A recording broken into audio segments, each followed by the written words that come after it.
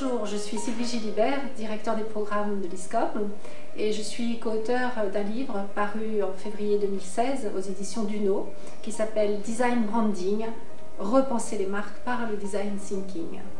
Mes deux co-auteurs sont Olivier Creusy, qui est également intervenant à l'ISCOM, et François Cassignol, qui est directeur du pôle information et communication d'une institution professionnelle. Co-auteur du livre Design Branding, c'est un manifeste envers les marques.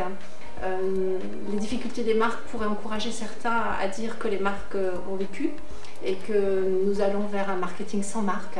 Eh bien nous pensons le contraire, nous pensons que les marques plus que jamais ont une place à jouer dans le marketing, à condition qu'elles soient inspirées du design thinking, c'est-à-dire qu'elles soient empathiques, qu'elles soient vraies, qu'elles soient sincères, qu'elles s'engagent pour pouvoir engager les consommateurs et les communautés derrière elles. Je suis à l'initiative du programme Creative Design Branding qui existe à l'ISCOM Paris. C'est un programme à Bac+4 et Bac+5, pensé et conçu sur 2 ans. L'intention derrière est de construire des marques, puisqu'on parle de branding, des marques qui sont inspirées du design thinking, de ses valeurs, et les méthodes de travail sont aussi celles du design thinking.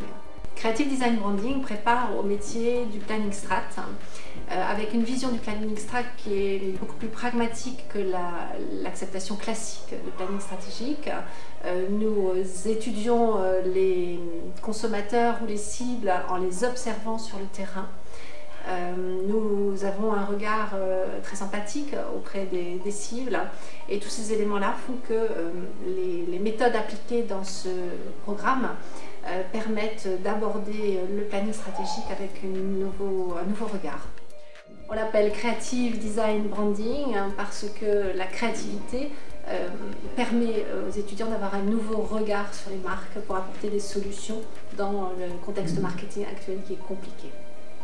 Alors le design thinking n'est pas si récent puisqu'il a été mis à jour dans les années 80 en Californie par l'université de Stanford, mais il est remis au goût du jour et il fait beaucoup de sens en ce moment.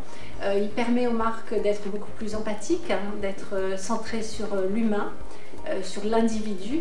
Il permet aussi d'avoir un regard sur cet individu mais intégré dans un environnement. Et d'avoir conscience aussi de la responsabilité de la marque face à l'environnement. Donc avec le design thinking, on peut construire des marques engagées, des marques inspirantes, des marques responsables, des marques qui sont plus sincères et qui sont évidemment plus empathiques parce que proches de leur cible.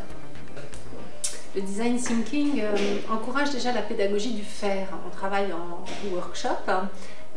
Au-delà de ces workshops, le design thinking favorise aussi le travail en équipe multidisciplinaire, ce qui signifie ouverture d'esprit, transversalité des cultures. Et puis le design thinking développe aussi un esprit beaucoup plus créatif dans tous les programmes et auprès de tous les étudiants.